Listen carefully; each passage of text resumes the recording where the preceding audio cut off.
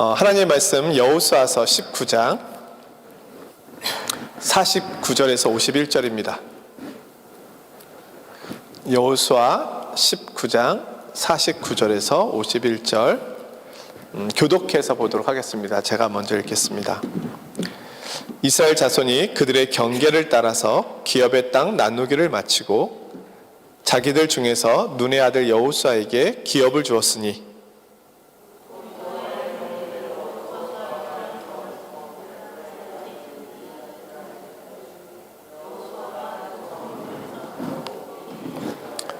함께 있습니다. 제사장 엘르아살과 눈의 아들 여호수아와 이스라엘 자손의 지파의 족장들이 실로에 있는 회막 문 여호와 앞에서 제비 뽑아 나눈 기업이 이러하니라. 이에 땅 나누는 일을 마쳤더라. 아멘. 나라가 혼란스러우니까 마음이 혼란스럽잖아요. 화요 성경 공부반에 갔더니 잠 못 이루는 분들이 계시더라고요. 생각만 해도 염려가 되고 생각만 해도 걱정이 되고 생각만 해도 마음이 아프고 또 앞으로 어떻게 될까에 대한 염려가 있는 거예요. 그게 뭐 그렇게 하고 싶어서가 아니라 우리가 대한민국 국민이기 때문에 좀 미안한 얘기지만 프랑스도 지금 정치가 되게 불안하지만 프랑스에 대한 기도는 많이 안 나오고 있습니다. 왜냐하면 나는 대한민국 국민이기 때문에 전 세계에 많은 전쟁이 있고 아픔이 있지만 물론 그들을 위해서 기도하고 있지만 그러나 대한민국에서 들려오는 소식은 더 우리를 아프게 하죠. 그건 어쩔 수 없는 것입니다. 부모님이 계시고 가족들이 있고 내 자녀들이 있고 또 내가 태어나고 자라고 또 해외에 살면 애국자가 된다고 하잖아요. 더 가까이 있지 않기 때문에 더 멀리 있기 때문에 더 그리워하게 되는 부분들이 있는 거죠. 그래서 그런 생각을 해봤습니다. 서로가 옳다고 이야기하는데 교회는 누구 편을 들어야 될까? 누구 편을 들면 누구는 소외되는 거잖아요. 그들이 소수이든 다수이든. 교회가 그러면 이 위기 때 할 수 있는 것은 무엇일까? 세상은 뭐 우리나라뿐만이 아니라 우리가 살고 있는 이 세상은 늘 나누어져 왔습니다. 구약시대에는 이방인과 유대인으로 나눠졌잖아요. 지금도 유대인은 잘못된 선민사상 때문에 자신들만이 하나님의 백성이고 너희들은 그 밖에 있다 이렇게 경계를 뒀잖아요. 그것을 에베소서에서는 막힌 담이라고 설명하잖아요. 담이 있다고요. 세상은 늘 나누는 일을 합니다.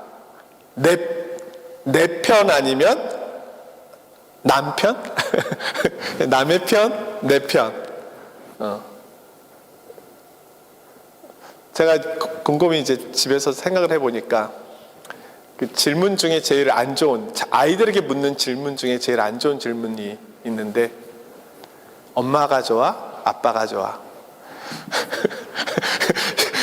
이 질문이 이 아이가 누구를 선택하는 순간 누구 한 명은 웃을 수 있지만 누구 한 명은 울게 되는 거예요. 네. 그때는 어떻게 해야 됩니까? 나한테만 조용히 얘기해. 그래야 되잖아요. 지혜로운 사람들은 답을 알려주죠. 둘 다 좋아.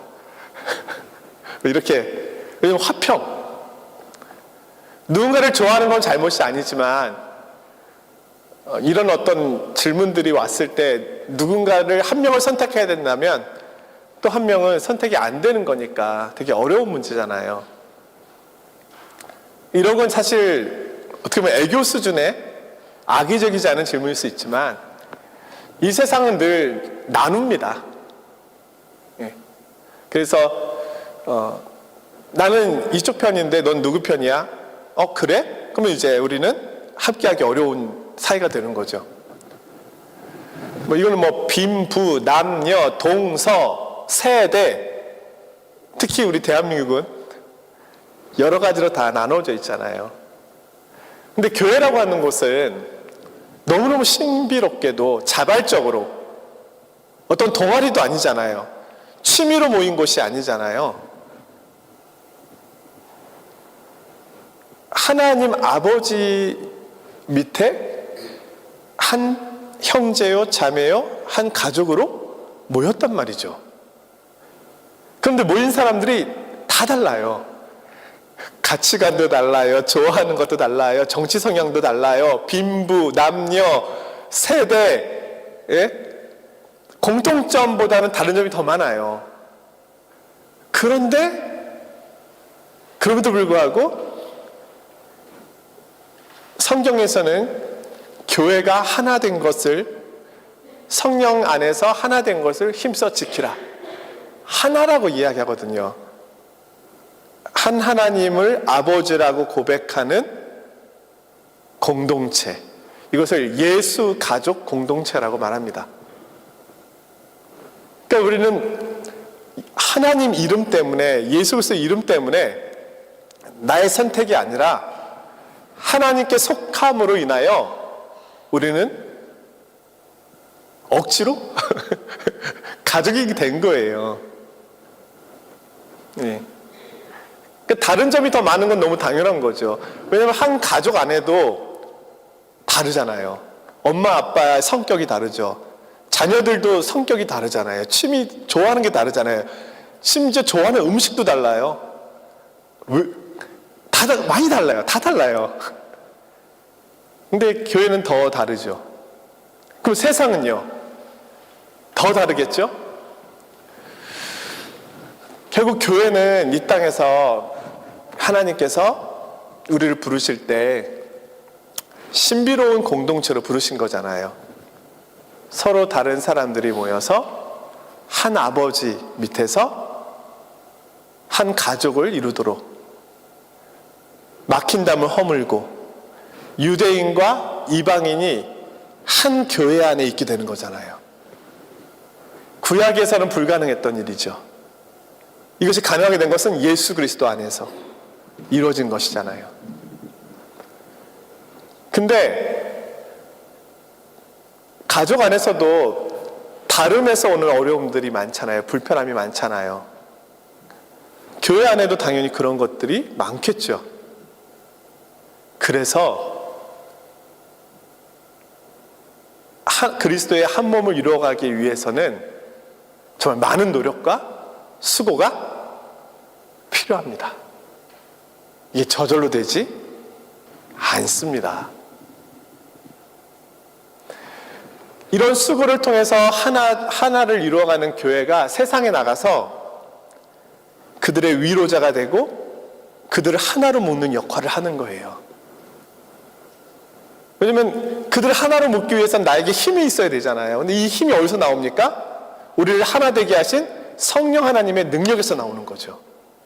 그걸로 세상을 치유하고 세상의 아픈 곳을 싸매어주고 세상을 위로하는 것이 교회의 역할이다. 하나님께서 이 세상 가운데 이렇게 혼란을 하고 이렇게 복잡하고 이렇게 어려운 세대 속에서 우리를 부르신 이유는 교회를 통해 세상을 위로하고 치유하라고 보내신 거 아니겠습니까? 내가 좋아하는 편이 당연히 있죠. 있을 수 있잖아요. 그럼에도 불구하고 우리가 세상 속에 나가서는 그들을 하나로 끌어안는 모습이 필요하다. 나와 생각이 다르지만, 나와 가치관이 다르지만, 나와 살아온 삶의 환경이 다르지만, 그러나 그리스도의 사랑으로 품고 하나를 이루어가는 것, 그렇게 화해의 중심에 설 수 있는 역할을 교회가 하지 않는다면 누가 할 수 있을까? 그런 생각을 해봅니다. 그래서 지금의 대한민국 위기에서 우리가 누구 편을 드는가? 당연히 밖에 나가서는 자기의 마음을 이야기할 수 있고 자기의 성향을 주장할 수 있겠죠. 그러나 먼저 위로자가 되고 먼저 화해자가 돼서 그들을 품을 수 있는 그런 큰 그릇으로 우리가 세워져 가야 되지 않을까. 그것이 바로 하나님께서 우리에게 알려주신 하나님 나라의 가치고 소망이고 하나님 나라의 복음이다 라는 생각을 다시금 해보게 되었습니다. 지금 이스라엘 백성들이 가나안으로 하나님께서 인도하셨잖아요. 이곳에 하나님의 나라를 만들어 가시려고 하는 하나님의 계획이 있으신 것이거든요. 왜요? 이 하나님의 나라를 통해서 주변의 모든 민족들과 나라들이 저런 나라가 가능해? 저런 공동체가 가능해? 저런 삶이 가능하다고? 그것을 보험으로 온 땅과 온 열방 가운데 하나님을 아는 지식으로 충만케 되기를 원하시는 하나님의 계획이 있는 겁니다. 오늘날도 동일한 것이죠. 교회를 통한 하나님의 구원의 계획은 이 이스라엘을 부르셨던 이 구원의 계획과 동일합니다.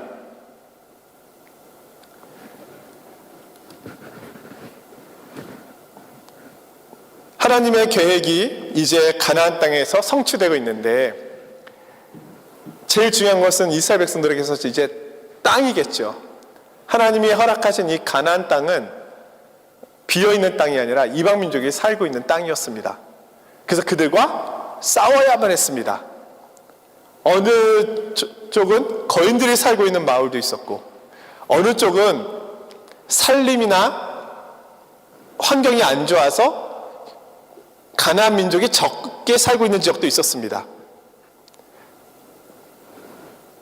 그러나 분명한 것은 이 가나안 땅을 차지하는 것은 하나님의 약속이었고 그들의 싸우는 전쟁은 하나님께 속한 하나님의 전쟁이었다는 거예요. 그러나 그 하나님의 전쟁인데 이스라엘 백성들의 믿음과 순종을 통해서 그 전쟁이 승리케 되느냐 그렇지 않느냐가 결정되었다는 겁니다. 그들의 믿음과 순종이 핵심이었습니다. 이 전쟁에는 치러야 될 대가가 있었다. 그것은 그들의 순종이었다. 이 순종이라는 것이 어렵습니다. 왜냐하면 나의 생각과 하나님의 생각이 다를 수 있거든요. 이 요셉 지파가 차지해야 되는 땅들도 보면은 산림, 개척해야 될 지역이 많이 있었어요. 그런 데를 본인들이 개척하려고 하면 수고해야 되잖아요. 하나님이 주신 땅이라는 것을 믿고 그 땅을 개척하고 개간해 나가면서 땅을 넓혀가는 거예요. 그러기 위해서 하나님의 약속에 대한 믿음이 필요했고 그 말씀에 대한 순종이 필요하였다. 그래서 마침내 이스라엘 백성들이 이 하나님께서 약속하신 이 가나안 땅을 대부분 차지하게 됩니다. 그래서 실로에 모였어요. 이스라엘 백성들이 처음에 그 요단강을 건넜을 때는 길갈이라고 하는 곳에 12돌을 세워서 하나님께 이루신 구원을 기뻐하였고요. 이제 이스라엘의 가나안 땅에서의 중심지는 실로가 됩니다. 제가 실로를 가봤잖아요. 진실로 가봤습니다. 여기에 이제 성막이 놓여 있게 되고 법궤가 놓여 있게 돼서 여기를 중심으로 해서 이제 중앙성소라고 할 수 있는 거죠. 네? 중심으로 해서 이제 이스라엘 백성들이 살아가게 되는데 지금도 이 실로에 가면 그것을 기념하기 위해서 기념 박물관이 만들어져 있습니다. 사실 광야예요. 황량합니다. 근데 거기에 원형인가? 큰 박물관이 있고 예전에 여호수아 시대 때로부터 사사시대 이 시대 때 있었던 실로 성막에 놓였던 그 흔적이 보존돼 있어요. 너무 놀랍지 않아요? 지금부터 약 3,000년 전, 3,000년 더 됐죠. 3,400년 전, 그 시대에 그걸 발굴해서 그것을 보존해 놨습니다. 그리고 이제 박물관에 들어가면 영상으로 성막이 어떻게 세워졌고 실로의 성막이 어떻게 있었는지에 대한 그런 영상을 만들어서 이렇게 보여주죠. 이스라엘 백성들이 이 성경 말씀을 근거로 해서 그걸 다 보존해 놓은 거예요. 찾아서. 아주 새로운 감동을 느낄 수가 있습니다. 아, 여기가 바로 그 실로구나. 여기에 성막이 있었구나. 여기에 법궤가 놓여졌구나. 이스라엘 백성들이 드디어 실로에 와서 땅을 나눠 갔는데 제비를 뽑습니다. 이 제비를 뽑았다라고 하는 것은 공평한 것 같아 보이는 방법인 것처럼 보이지만 학자들은 이스라엘 백성들이 소극적이었기 때문에 제비를 뽑았다라고 이야기합니다.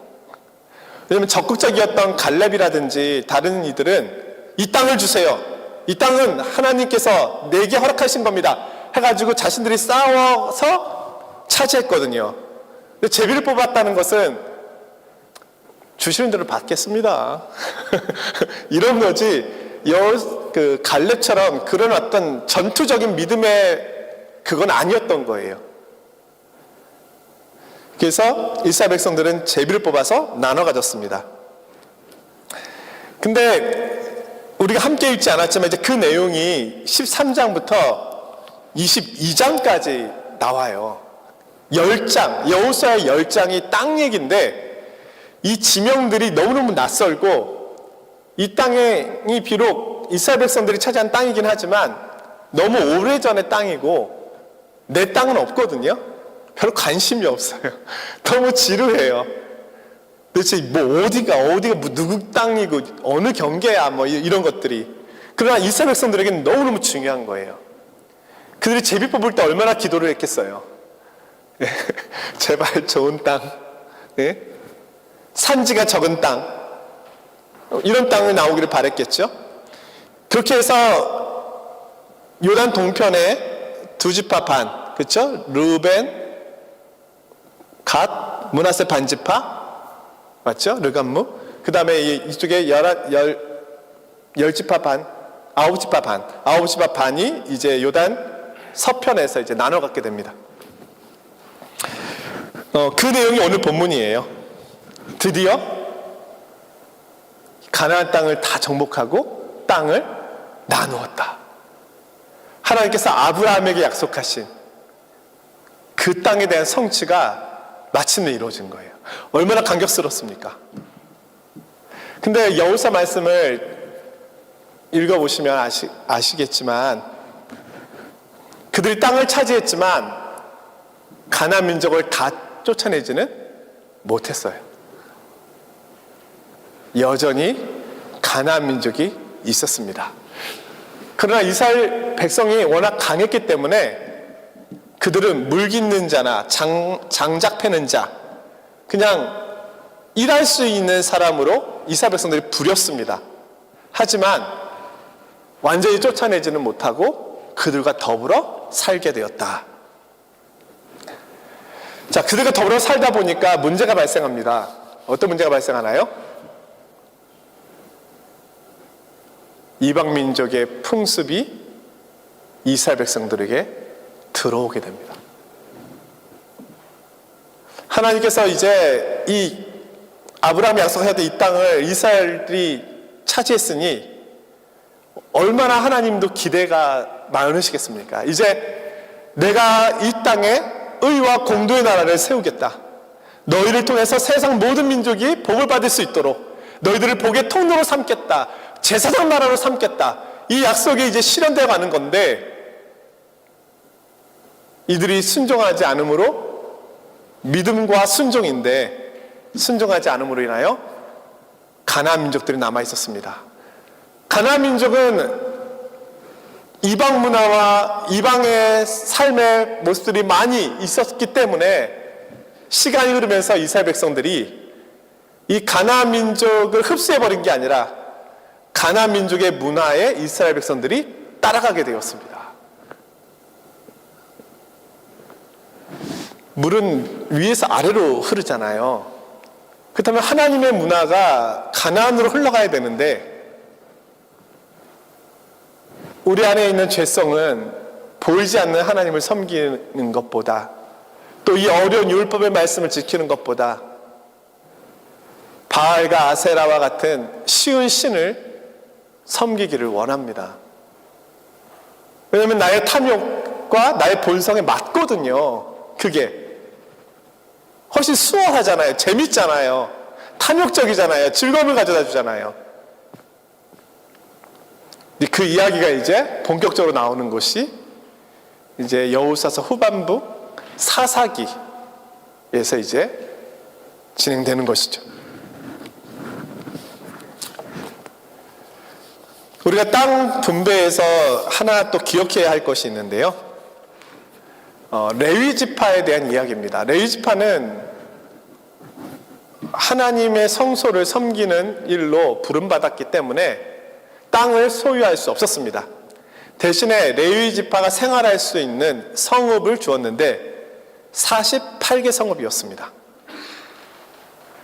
근데 12지파 안에 48개 성읍이면 한 지파 안에 레위 지파가 차지하는 성읍이 몇 개여야 돼요? 자, 또 산수 나왔습니다.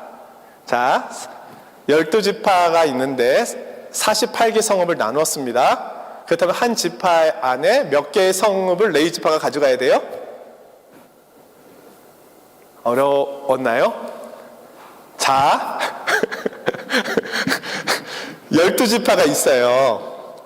근데 48개의 성읍을 레위 지파에게 나눠줬어요. 그러면 한 지파 안에 레위 지파가 사용할 수 있는 성읍이 몇 개여야 되냐고요? 4개죠? 그렇죠? 4 곱하기 12 하면 48이잖아요. 그래서 이제 학자들이 이야기를 하는 거예요. 왜 48개 성읍일까? 물론 유다 지파 같은 경우에는 워낙 땅이 넓어서 8개 성읍이 있었어요. 그렇다면 다른 데는 2개가 있는 곳도 있고 3개가 있는 곳도 있었겠죠? 다 4개가 있지는 않았어요. 더 많은 곳도 있고 적은 곳도 있었어요. 땅 크기마다 차이가 있었어요. 인구수가 달랐기 때문에. 사실 성경이 말하는 공평은 이거예요. 12지파가 똑같이 직사각형 모양의, 예? 마치 얼음 슬라이드, 얼음 넣듯이 이것이 하나님께서 이야기하는 공평함이 아니라 인구수대로, 그들이 받은 땅의 크기대로, 사실 그들의 역량대로 나눠주신 거예요. 그러다 보니까 48개 성읍이 많은 곳도 있고 적은 곳도 있고 레위 지파가 거주하기에는 그런 것도 있었는데 48이라고 하는 숫자가 의미가 있다는 겁니다. 12지파는 이스라엘 백성들을 의미하는 것이고 12. 그리고 곱하기 4라고 할 때 4는 동서남북을 의미한다는 거예요. 그러면 동서남북 사방에 12지파, 그들의 영적인 문제와 또 제사, 또 율법 교육, 이 모든 것을 가르치기에 충만한 숫자가 48이라는 거예요. 그러니까 레위 지파의 역할은 바로 그것이었습니다. 중앙성소는 실로에 있지만 땅이 넓잖아요. 또 동쪽에도 이스라엘 백성들이 르감무, 르우벤, 갓, 므낫세 반지파가 살아가고 있잖아요. 그들이 제사를 드리러 중앙성소까지 오는 것이 쉽지 않잖아요. 간단한 부분들은 그 안에서 해결해야 되잖아요. 그러다 보니까 레위 지파들이 전체에 다 흩어져 살게 된 거죠. 이스라엘 백성들을 감싸고 있었던 거예요. 48개의 성읍 안에서. 그래서 그들에게 제사 지낼 때, 그리고 그들에게 율법 교육이 필요할 때, 그들에게 기도가 필요할 때 그들을 통해서 이 이스라엘 공동체가 세워져 가도록 돕는 역할을 레위 지파가 하였다. 그러니까 이것을 보면은 하나님께서 이스라엘 백성들을 가나안에 정착하게 하실 때 아주 섬세한 계획과 또 하나님의 인도하신 가운데서 이 모든 것을 잘 세팅해 놓은 것을 볼 수가 있습니다. 그럼 이제 이스라엘 백성들은 무엇만 하면 됩니까? 거기서 말씀대로 살아가기만 하면 돼요. 그런데 이게 가장 어려운 일이에요. 하나님의 말씀에 순종하며 사는 것이 그것만 하면 되는데 그게 가장 어려운 일이었다. 왜요? 우리 속에 있는 죄의 본성은